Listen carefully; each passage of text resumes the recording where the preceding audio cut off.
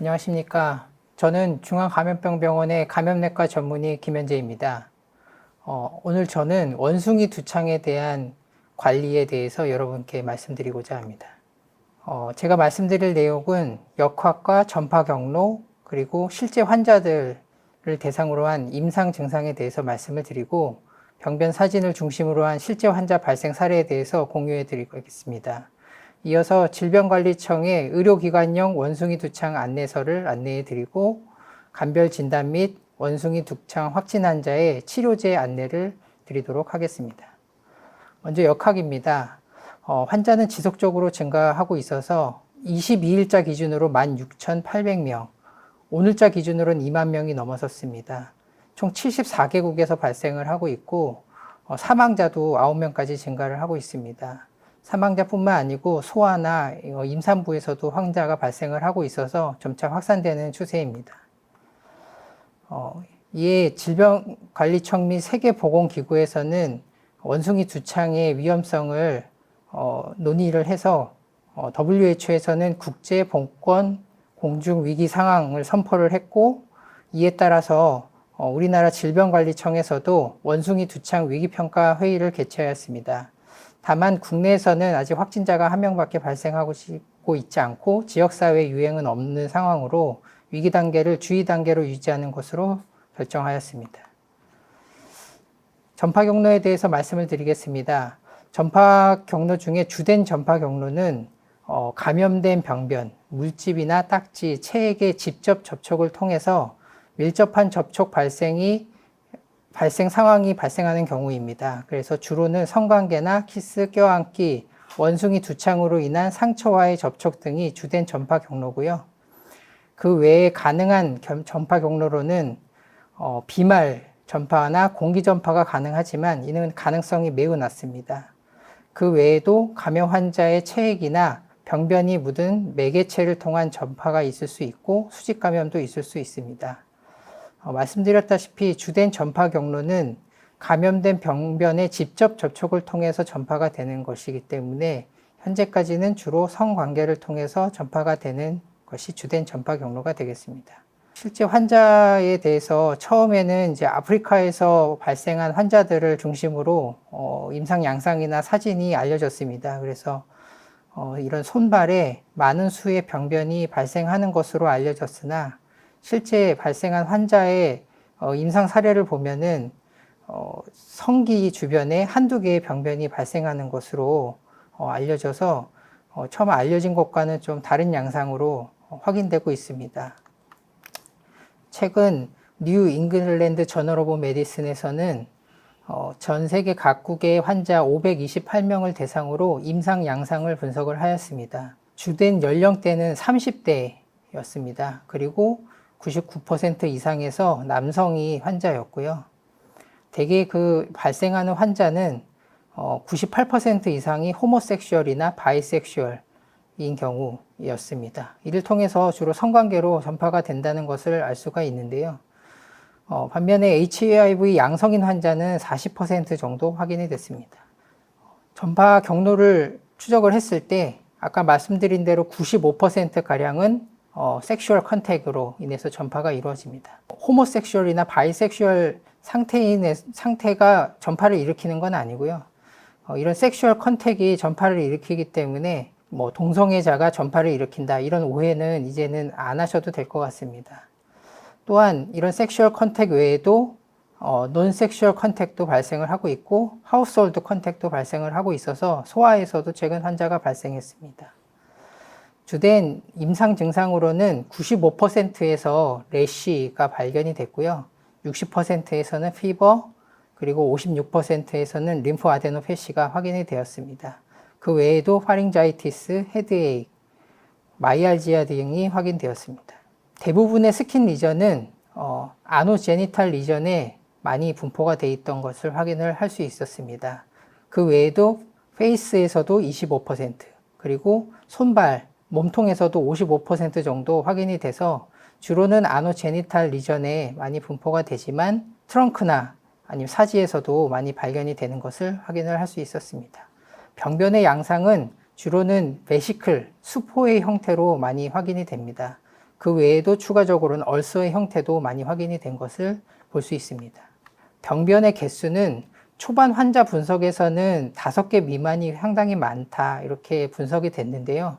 최근 이 NEJM의 연구에 따르면은 5개 미만이 제일 많긴 합니다. 39% 정도로 제일 많지만 5개에서 10개가 25%, 10개에서 20개까지 되는 경우도 20%까지 돼서 10개 정도 되는 10개 이하의 병변이 60%가량 차지합니다. 부위는 아까 말씀드린 대로 아노제니탈 리전에 주로 분포를 합니다. 그 외에도 오로파링지알 리전에도 병변이 분포를 하고 있습니다. 실제 환자 발생 사례입니다. 이건 입주위에 발생한 환자의 사례인데요. 입주위에 이런 베시클 형태, 그리고 시간이 지나면 푸스틀 형태로 변하면서 입주위 병변 혹은 점막 병변이 발생을 합니다. 이거는 생식기 주변에 발생을 하는 그런 베시클의 형태인데요. 역시 생식기 주변으로 한두 개 정도의 베시클이 나중에 푸스틀이 돼서 스캡 형태로 변화되는 것을 확인을 할 수 있습니다. 상당히 많은 부분이 이 아노제니탈 리전에 발생을 하는데 이 에노스 리전에서도 많은 병변이 발견되고 있습니다. 그래서 한두 개 혹은 이 멀티플한 베시클 혹은 푸스틀의 형태가 실제 환자한테서 발견이 되는 것으로 확인이 됐습니다. 티피컬한 환자 발생의 예를 보여주는 건데요.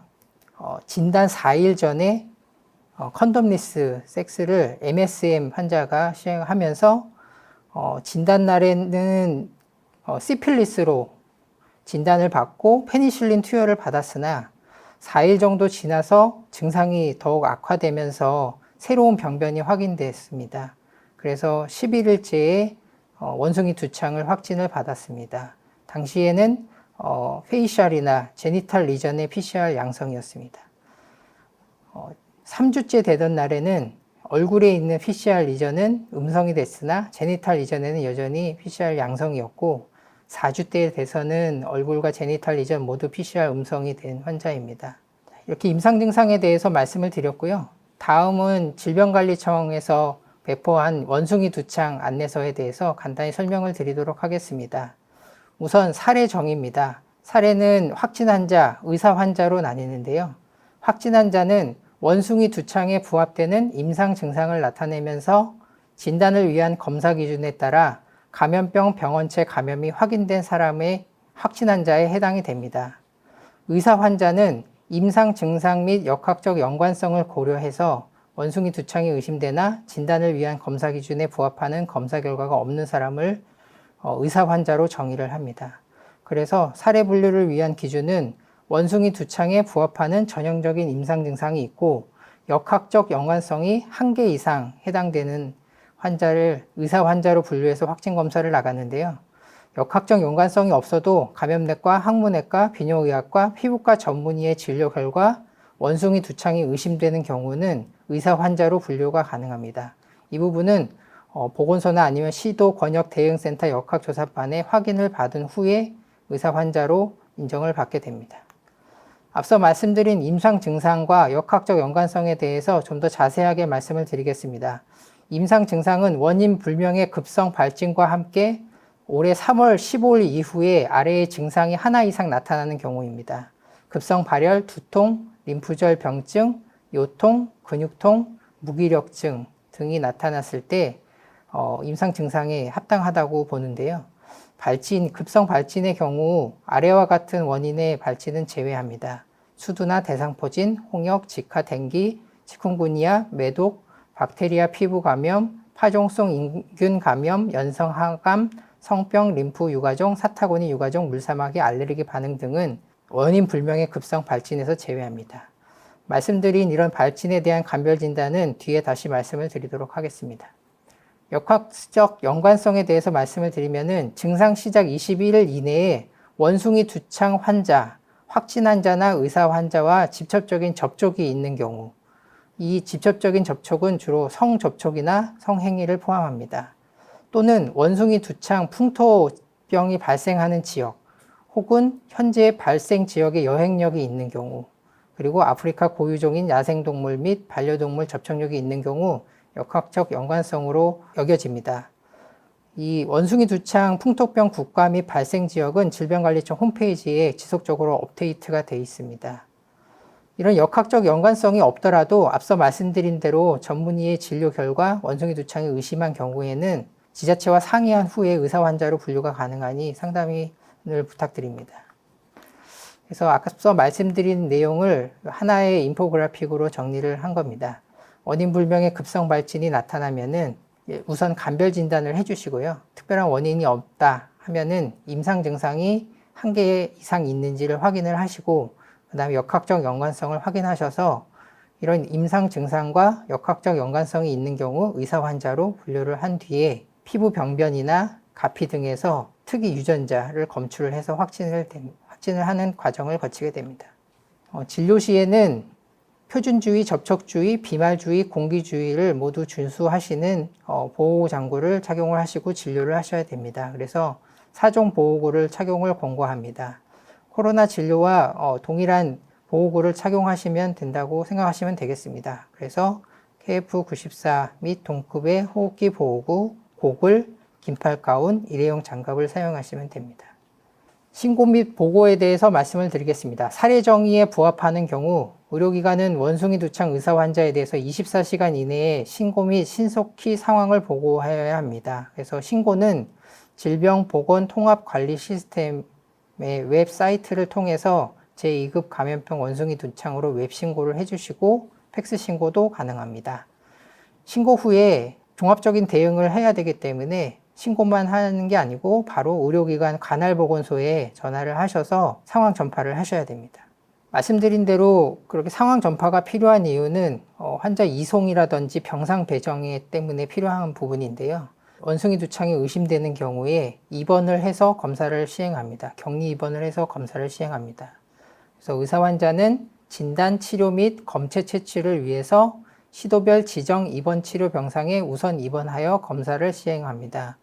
시도별 지정 입원 치료 병상은 지자체 및 보건소에서 지정을 해줄 예정이고요. 이송은 관할 보건소 및 119 구급차를 통해서 이송을 하게 됩니다. 그래서 지정된 입원 치료 병상에 입원을 해서 검체를 채취하고 검사에서 양성이 나온 경우에 국립중앙으로 옮겨서 확진 환자 진료를 시행하게 됩니다. 진단검사를 할 때 검체 포장 및 채취에 대해서 말씀을 드리겠습니다. 검사는 관할 보건소를 통해서 보건환경연구원에 유전자 검사를 의뢰를 하고요. 검체 채취는 격리 입원이 돼 있는 시도별 지정 입원 치료 병상에서 검체를 채취합니다. 포장은 우리 코로나19 진료와 동일하게 3중 용기에 포장을 해서 보건소를 통해서 이송을 해서 검사를 시행을 하게 됩니다. 그래서 진단검사에 대한 의뢰는 의뢰사항을 질병보건통합관리 시스템에 입력을 하셔서 검사 의뢰를 해주시는데요. 검체 종류는 보시는 바와 같이 피부 병변액, 피부 병변 조직, 가피, 구인두 도말, 혈액 등을 채취해서 검사를 시행해 주시면 됩니다. 초기 피부 병변이 없는 시기에는 구인두 도말이나 혈액을 채취하셔서 VATM이나 EDTA 용기에 담으신 뒤에 3중 포장하셔서 보내주시면 되고, 피부 병변이 있는 시기에는 피부 병변액이나 가피를 2부위 이상 도말하셔서 VTM에 보내주시면 되고, 가피 같은 경우에도 부위를 긁어내서 그걸 VTM에 담아주시면 됩니다. 확진 환자의 격리 해제에 대해서 말씀을 드리겠습니다. 해제 기준은 원칙은 모든 피부 병변의 가피가 탈락될 때까지입니다. 하지만 초반에는 여러 가지 상황을 모두 고려해서 격리 해제를 결정하게 될 텐데요. 주로 3가지는 임상 증상, 그 다음에 실험실 검사, 피부 병변 기준으로 종합적으로 검토한 뒤 해제 여부를 결정을 하게 됩니다. 우선 임상 기준은 담당 의료진이 안전하게 일상생활이 가능하다고 판단한 경우 임상적인 기준을 충족한다고 보고요. 실험실 검사는 구인두 도말과 혈액 검체 PCR 검사를 시행해서 검사의 검사가 모두 음성인 경우 실험실 검사에서 격리 해제 기준을 만족한다고 봅니다. 피부 병변은 아래 3가지 조건을 모두 충족한 경우인데요. 첫 번째로는 48시간 동안 새로운 피부 병변 발생이 없거나 점막에 병변이 없고 모든 피부 병변의 가피가 탈락된 경우 피부 병변이 모두 호전된 것으로 판단을 합니다. 이 3가지 기준을 모두 충족했다고 판단을 했을 때 전파력이 없다고 판단을 해서 격리를 해제를 하는데, 격리 해제 전에 반드시 보건소 혹은 질병관리청과 격리 해제에 대해서 협의를 하셔야 됩니다. 확진자 퇴원 시에는 환자에게 안내한 사항은 성행위 또는 성접촉에 대해서 8주 동안은 콘돔 사용을 권고해 주시면 좋겠습니다. 접촉자에 대한 안내입니다. 확진 환자가 첫 증상이 발생한 날로부터 피부병변 가피가 탈락될 때까지 감염병 환자 등과 아래와 같은 접촉이 있는 경우 접촉자로 분류가 됩니다. 그래서 신체의 직접 접촉은 성접촉을 포함하는 것입니다. 혹은 오염된 도구와의 접촉, 적절한 보호구를 착용하지 않고 1m 이내의 대면 접촉, 오염된 환경에서의 흡입 또는 점막 노출이 있는 경우 접촉이 이루어졌다고 판단을 하고 접촉자 분류가 될 수 있습니다. 접촉자 관리 기간은 최종 노출일로부터 21일까지입니다. 감별 진단에 대해서 말씀을 드리겠습니다. 감별 진단 중 가장 구별해야 되는 게 이제 수두입니다. 수두 같은 경우에는 수포와 농포가 전신에 모두 발생을 해서 구별이 쉽지 않은데요. 다만 차이가 있다면은 발진마다 진행 단계가 다르고 손발바닥 침범이 없는 것이 특징입니다. 또한 원숭이 두창과는 다르게 림프절 병증이 거의 없는 것으로 구별을 할 수가 있습니다. 그 다음 대상포진은 현장에서 임상에서 많이 보시는 걸로 알고 있어서 구별이 어느 정도 될 거라고 생각이 됩니다. 대상포진은 역시 수포와 농포가 발생하지만 피부 분절을 따라서 띠 형태로 분포되는 것이 다르고요. 파종 대상포진은 반면에 전신에 병변이 분포할 수는 있지만 역시 손바닥, 발바닥 침범은 드물어서 구별이 가능합니다. 이기 매독 같은 경우에는 반면에 손바닥, 발바닥에 병변이 발생해서 구별이 어려울 수 있는데요. 반면에 이기 매독은 수포와 농포가 발생하지 않는 것이 특징이고 병원에서 RPR 등의 검사 결과를 바로 확인을 할 수가 있기 때문에 감별이 가능하다고 생각되고요. 아프리카 여행자에서 이런 발진이 나타났을 때 원숭이 두창을 의심하는 경우도 있는데 말라리아에서 발생하는 발진은 수포와 농포를 발생하지 않고 말라리아 역시도 신속 항원 검사가 가능하기 때문에 구별이 가능할 걸로 봅니다. 원숭이 두창의 확진 환자 치료에 대해서 말씀을 드리겠습니다. 원숭이 환자의 확진 환자는 지정병원에서 격리 입원을 하는 것이 원칙입니다. 그리고 시도별 지정 입원 치료 병상이 아닌 의료기관에서 격리 및 검사 후 확진된 경우에는 국립중앙의료원으로 확진 환자를 이송해서 치료하게 됩니다. 치료는 경증 및 고위험군이 아닌 환자의 경우에는 대부분 대증치료로 증상이 완화됩니다. 그래서 원숭이 두창 치료제가 있는데 치료제 처방을 담당하는 의료진은 환자의 중증도, 사망 위험도를 고려해서 치료제 투여로 기대되는 유익성이 위해성을 상회하는 경우에만 원숭이 두창 치료제를 투여하는 것을 권해드립니다. 다시 정리해서 말씀드리면 대증치료로 대부분 치료제 없이 회복이 가능하지만 환자가 위험도가 매우 높고 진행하는 경우에는 치료제를 고려해 볼 수 있습니다.